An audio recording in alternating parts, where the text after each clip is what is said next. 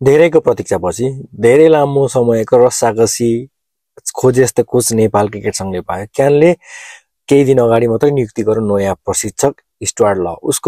उनी को हुन् र उसले अहिलेसम्म के गर्यो उसको केरियरको बारेमा योभन्दा अगाडिको भिडियोमा पनि चर्चा गरिसकेको छु र अबको भिडियोमा नेपाली क्रिकेटले स्टुअर्ट ललाई पाइसकेपछि नेपाली क्रिकेटमा उनको चुनौती के हुन सक्छ त? हामी नेपाली क्रिकेट फ्यानले उनीबाट नेपाली क्रिकेट टिमसँग जोडिएपछि उनीबाट के अपेक्षा गर्न सक्छौँ हैन? उनले नेपाली टिमलाई कहाँसम्म पुर्याउन सक्छ हैन? अनि हङकङ सिरिजमा उनी पनि फेरि यसपालि उपस्थित नहुने भएको छ। यानि कि उनको पहिलो सिरिज हङकङ इन्टरनेसनल सिरिज नहुने लगभग पक्का भइसकेको छ। यो भर्खरै एउटा कान्तिपुरको एउटा आइपिएलको प्री म्याचमा विनोद दासले पनि घोषणा लगभग भनिसक्यो कि केही कानुनी प्रक्रिया हुन्छ, वर्किङ प्रोसेस हुन्छ कोचको, त्यही भएर अब आउनु सम्भव छैन। सम्भवतः उनी त्यहाँ उपलब्ध हुनेवाला छैनन् र केही डोमेस्टिक ज्ञानेन्द्र मल्ल लगायत जगत टमटाले हङकङ सिरिजमा नेपाली टिमको टेक ओभर गरिन्छन् प्रशिक्षकको रूपमा। सो उनको अब हङकङको यात्रा पहिलो हुनेवाला छैन। सँगसँगै अब एउटा मुख्य अहिले चर्चाको विषय र हामीले हेर्दाखेरि देख्नुपर्ने मुख्य विषय भनेको स्टुअर्ट लको आगमनपछि अब चाहिँ नेपाली क्रिकेट इन्टरनेसनल कम्पिटिसनमा नेपाली क्रिकेट प्रवेश गर्यो।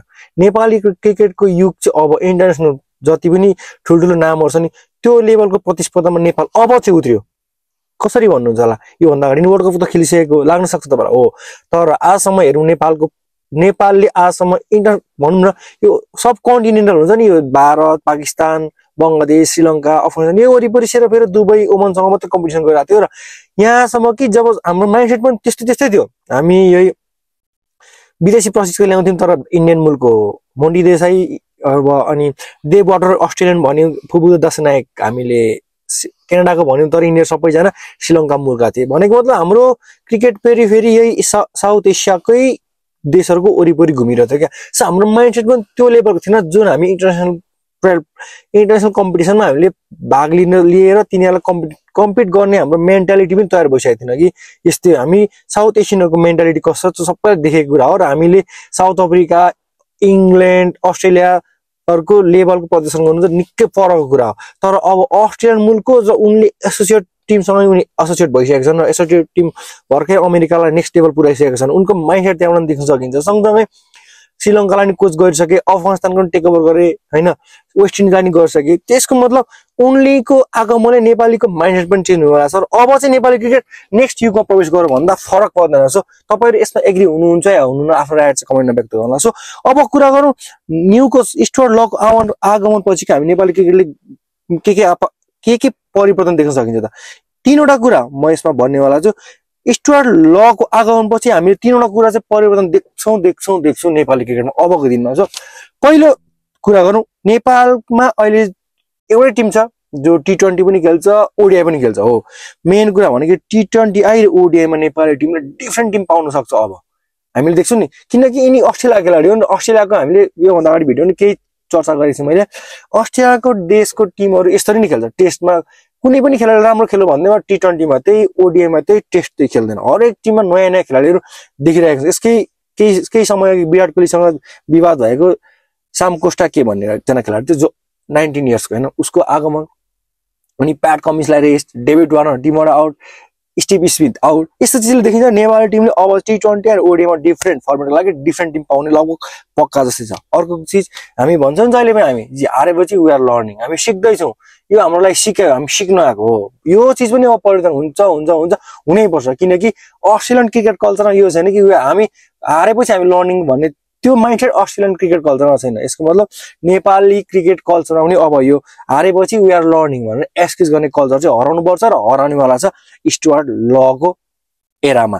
योसँगै नेपाल टिमको सम्पूर्ण माइन्डसेट हामी कहिलेकाहीँ अपोनेन्टले 300 रनको ताका दियो भने सुरुमै हामी जब सुन्छौँ, सुरुको विकेट गएपछि नेपाली क्रिकेट टिमले सम्हाल्नै सक्दैन। मतलब विकेट गयो कि नेपाली टिम गयो 20को मिडल ओभरको मान्छे आएर पनि जिताउन सक्छ भन्ने माइन्डसेट चाहिँ कम्ती छ नेपाली टिममा। यसको यही भएर यो माइन्डसेटहरू पनि परिवर्तन हुनेछ। अनि अर्को अहिलेसम्म हामीले फ्लप खेलाडीहरूलाई बार खेल्थ्यौँ नि, हामीले खेलेको देखेको जोसुकै ठुलो नाम जतिसुकै फ्लप होस् तर कहिल्यै परिवर्तन भएन। अब यो चाहिँ अब यो पनि हुँदैन, यो पनि अपेक्षा गर्न सकिन्छ स्टुअर्ट लको संसारमा, उनको प्रोसिजरमा खेलाडी परिवर्तन हुन्छ।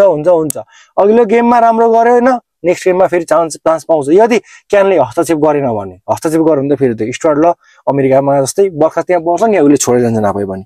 यो भएर नेपाली टिमको पर्फर्मेन्सको आधारमा नेपाली खेलाडीहरू परिवर्तन हुन्छ। हामी यो नेपालमा अहिले नेपालको एउटा सिनियर टिम जस्तो 5वटा टिम बन्ने खेलाडी त हामीले देखिसकेको छौँ होइन।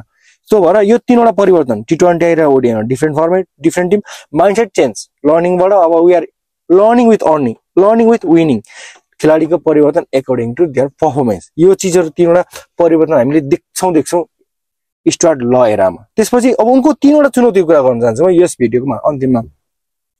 3वटा चुनौती उनी 2 वर्षको लागि आएको छन्। अहिले 2025 को मार्च होइन त मार्चको अन्तिममा उनी आयो भने 2027 को मार्चको अन्तिमसम्म उनी बस्छन्। यदि पुरा कार्यकाल उनले नेपालमा बिताए भने जसरी मोन्टी देसाईलाई पुरा कार्यकाल नेपाली टिमले सहयोग गरेर क्यानले दिएको थियो त्यसरी नै यदि उसलाई पनि दियो भने 2 वर्ष हो। यो 2 वर्षमा हामी 3वटा चुनौती उनको।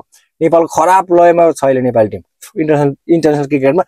नेपालको सबभन्दा ठुलो भनेको CWC लिग हो जुन ODI पनि बचाउनु र वर्ल्ड कप पनि खेल्नु, तर त्यसमै नेपाल खराब खेलिरहेको छ। सो त्यही भएर नेपालको सबभन्दा पहिलो चुनौती नेपालले अब T20 वर्ल्ड कप 2026 को क्वालिफिकेसन खेल्ने छ नेपालले ओमनमा अब केही महिनापछि।